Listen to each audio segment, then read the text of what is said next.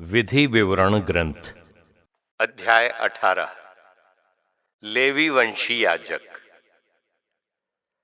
Levy वंशी याजकों अर्थात levy वंश के सभी सदस्यों को अन्य इजरायलियों के साथ कोई भाग या विरासत नहीं मिलेगी।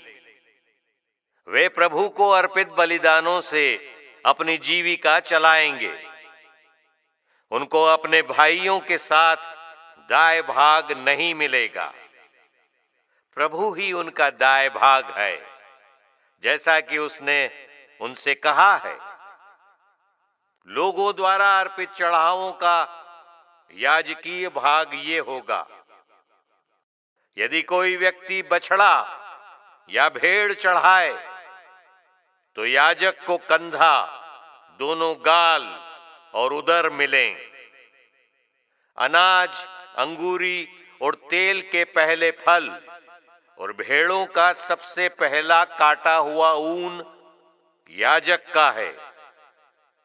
कारण यह है कि प्रभु तुम्हारे ईश्वर ने उन्हें तुम्हारे सब वंशों में से इसलिए चुना है कि वे और उनके पुत्र सदा प्रभु के सामने उपस्थित होकर उसकी सेवा करते रहें और उसके नाम पर आशीर्वाद देते रहें। यदि कोई लेवी इज़राइल देश या कोई नगर छोड़कर जहां वो रहता है प्रभु द्वारा चुने हुए स्थान पर बसना चाहे तो वो आ सकता है और वो प्रभु की सेवा करने वाले अपने लेवी वंशी भाइयों के साथ वहां प्रभु अपने ईश्वर की सेवा करेगा। उसे अन्य याजकों के साथ चढ़ावों का अंश मिलेगा। यद्यपि अपनी पैतृक संपत्ति की बिक्री का रुपया उसके पास है। नबी, जब तुम उस देश पहुंचोगे जिसे प्रभु तुम्हारा ईश्वर तुम्हें देने वाला है तो वहां रहने वाले लोगों के घृणित आचरण का अनुसरण मत करो। तुम्हारे बीच ऐसा कोई व्यक्ति ना हो जो अपने पुत्र या पुत्री को अग्नि में जलाए, भविष्य बताए, सगुन विचारे, जादू टोना करे, अभिचार करे, भूत प्रेत की साधना करे या मृतकों को जगाए। जो ऐसे कर्म करता है वो प्रभु की दृष्टि में घृणित है। इन घृणित कर्मों के कारण प्रभु उन राष्ट्रों को तुम्हारे सामने से भगा देगा।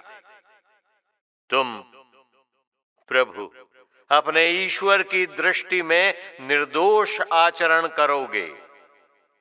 जिन राष्ट्रों का देश तुम अपने अधिकार में करने जा रहे हो वे जादूगरों और सगुन विचारने वालों पर विश्वास करते हैं, किंतु प्रभु तुम्हारे ईश्वर ने तुम्हें ऐसा करने की अनुमति नहीं दी है। तुम्हारा प्रभु ईश्वर तुम्हारे बीच तुम्हारे ही भाइयों में से तुम्हारे लिए मुझ जैसा एक नबी उत्पन्न करेगा। तुम लोग उसकी बात सुनोगे। जब तुम होरेब पर्वत के सामने एकत्र थे तुमने अपने प्रभु ईश्वर से यही मांगा था। तुम लोगों ने कहा था, अपने प्रभु ईश्वर की वाणी हमें फिर नहीं सुनाई पड़े और हम फिर भयानक अग्नि नहीं देखें, नहीं तो हम मर जाएंगे। तब प्रभु ने मुझसे ये कहा, लोगों का कहना ठीक ही है। मैं उनके ही भाइयों में से उनके लिए तुम जैसा एक नबी उत्पन्न करूंगा। मैं अपने शब्द उसके मुख में रखूंगा और उसे जो जो आदेश दूंगा वो तुम्हें वही बताएगा।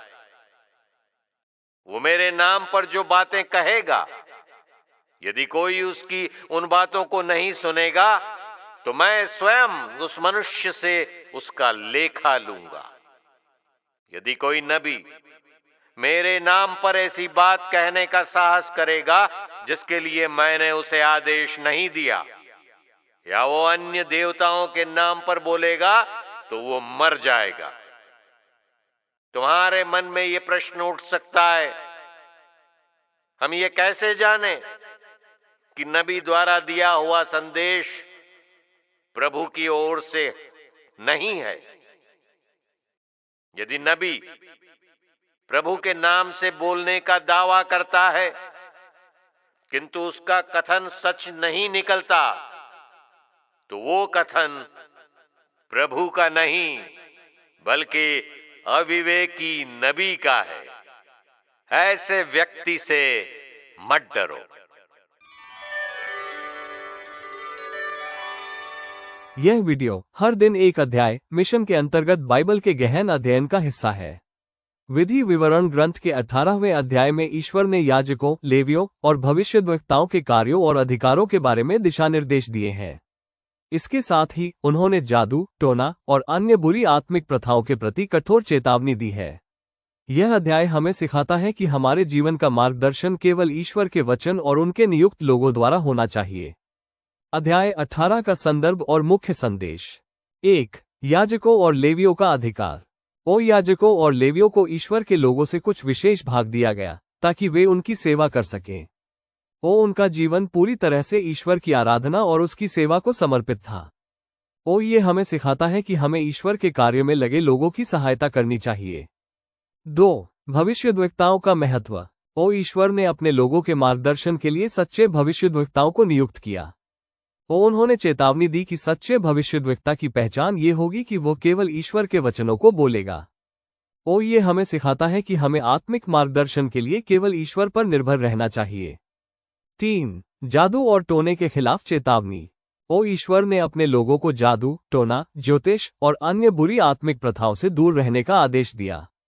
उन्होंने कहा कि ये प्रथाएं ईश्वर के प्रति विद्रोह और आत्मिक भ्रष्टता का प्रतीक है। ये हमें सिखाता है कि हमें अपने जीवन में केवल ईश्वर की शक्ति और उपस्थिति पर विश्वास करना चाहिए। 4. यीशु मसीह का भविष्यद्वक्ता के रूप में उल्लेख।